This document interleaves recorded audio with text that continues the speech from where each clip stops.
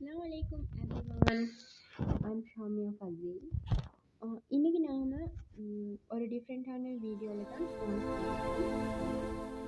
என்னென்னு சொல்லி பார்த்தீங்கன்னு சொன்னால் சுடுறது தான் பார்க்க போகிறேன்.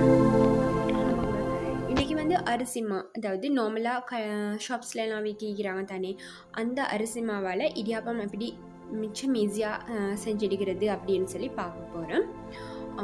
நான் வந்து இப்போ நார்மலாக இப்போ நான் இதுக்கு பெருசானும் இல்லை, உப்பு, அந்த அரிசிமா, அடுத்தது நார்மல் தண்ணி, இவ்வளோ தான் யூஸ் பண்ணி மிச்சம் குயிக்காக ஈஸியாக எப்படி இடியாப்பம் செய்கிறது அப்படின்னு சொல்லி பார்க்கலாம். இப்போ நான் மாவை போட்டிக்கிறேன். இது போட்டு 750 மாதிரி மாவில் இன்றைக்கி நான் இடியாப்பம் செய்ய போகிறேன். அதுக்கு நார்மலான தண்ணி தான் யூஸ் பண்ண போகிறேன். இளம் சுடு தண்ணியோ ஒன்றும் இல்லை, ஆற வச்ச தண்ணி அதுபடி ஒன்றும் இல்லை.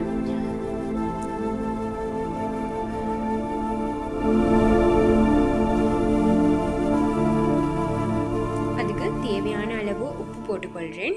உப்பு எங்களோட டேஸ்ட்டுக்கு தகுந்த மாதிரி போட்டுக்கொள்கிறேன்.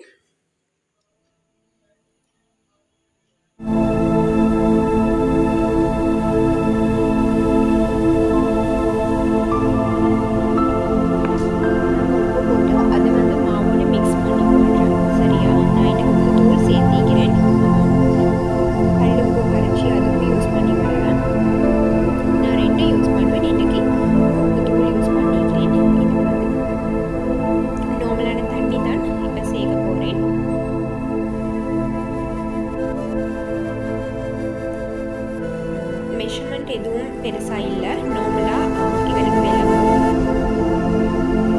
அந்த அளவு தனியாக ஊற்றி இப்போ நான் மிக்ஸ் பண்ணி கொள்கிறேன். ஓரளவு ஊற்றி பிசைஞ்சு கொண்டு அதுக்கு பிறகு போதாத மாதிரி இருந்தால் மேலும் தண்ணி ஊற்றி அப்படி பிசைஞ்சு ஒரு பதத்துக்கு எடுத்துக்கொள்ள பார்க்குறேன்.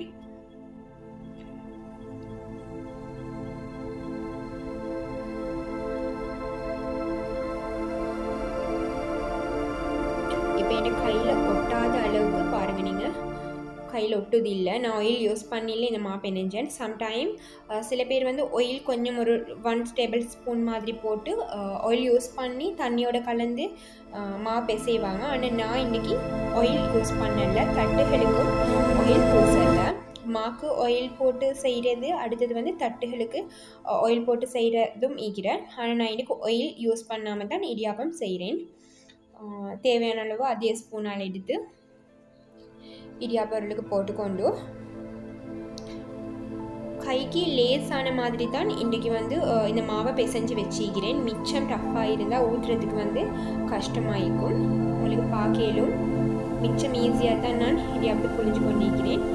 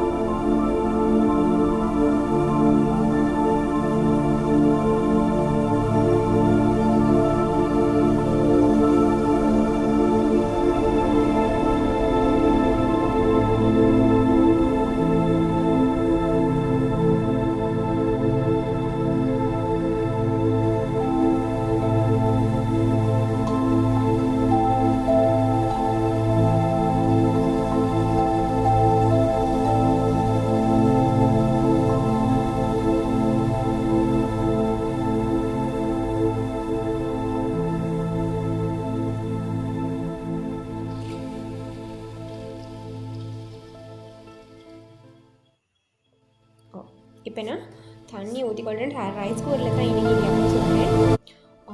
தண்ணி கொஞ்சம் நாங்கள் எந்த அளவு இடியாப்பம் சுட ரெடி ஆகிக்கிறோமோ அந்த அளவுக்கு கொஞ்சம் கூடவா தண்ணியை ஊற்றி பாயில் பண்ணி வச்சுக்கொண்டு சொன்னால் குயிக்காக எங்களோட வேலை முடியும். இல்லாட்டி கொஞ்சம் தண்ணி ஊற்ற போகல கொஞ்சம் லேட் ஆகும் வேலை.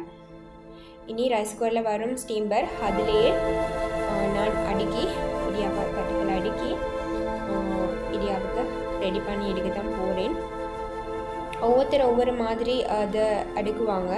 அந்த அளவுலேயும் எத்தனை இடியாப்பம் ஒரு தடவுக்கு செஞ்சிடிக்கலும் சென்றது ஈக்குது.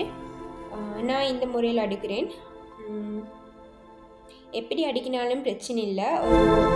தண்ணி பாயில் பண்ணினா ஒரு 2 மினிட்ஸில் மாதிரி இடியாப்பம் ரெடி ஆகிடும்.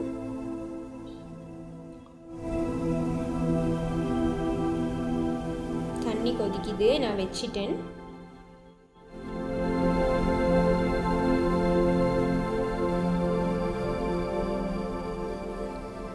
இப்போ இது வேகிற டைமில் எங்களுக்கு அடுத்த இடியாப்பத்தை ஊற்றி ரெடி பண்ணி கொள்ளையிலும். அப்போ ஒன்று மாற உண்டு எங்களுக்கு குயிக்காக இந்த வேலையை செஞ்சு முடிச்சு கொள்ளையிலும். இடியாப்ப தட்டுகள் கொஞ்சம் கூடுதலாக இருக்க வேணும். எப்படியும் இனி எல்லா வீட்டுகள்லையும் மீக்கிறே தானினே. அப்போ ஒரு தடவுக்கு இங்கே இடியாப்பத்தை இறக்க போக்கல அடுத்த தடவுக்கு மறுபடி வச்சு எடுத்துடலும். இது ஒரு டிப்ஸ் ஒன்று தான். குயிக்காக எல்லாத்தையும் ஒரே தடவுக்கு அப்படி அடுத்த சைடுக்கு மாற்றி எடுத்துன்னு சொன்னால் குயிக்காக எல்லாம் அப்படி கலண்டுடும். எங்களுக்கு ஈஸியாகிக்கும். ஒவ்வொரு தட்டாக நாங்கள் எடுத்து வைக்கிறத விட ஈஸி இதைத்தான் நான் ஃபாலோ பண்ணுறேன்.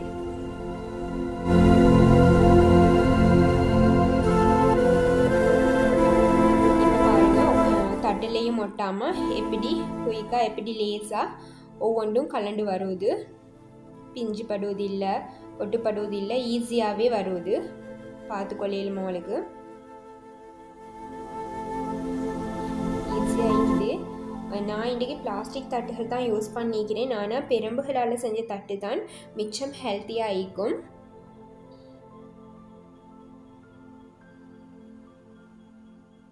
உங்களுக்கு பார்க்கலும் எப்படி பூ மாதிரி இப்போ நான் இடியாப்ப தட்டுகள் இருந்து இறக்குறேன்னு சொல்லி மிச்சம் குயிக்கான வேலை ஒன்றும் தேவையில்லை. ஆயில் இன்றைக்கி யூஸ் பண்ணலை. நான் ஆயில் யூஸ் பண்ணாமலே ஈஸியாக தட்டுகள் இருந்து கலட்டி எடுக்கலுமா ஆகிக்குது. ஒரு விதத்துலேயுமே ஒட்டுப்படுவது இல்லை.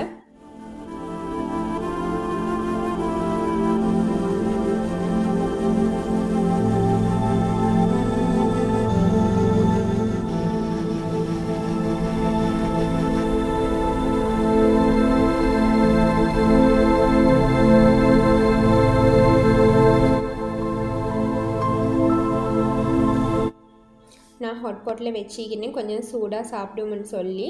பாருங்கள், நான் பிக்கிறேன் எப்படி சாஃப்டாக இருக்குதுன்னு சொல்லி.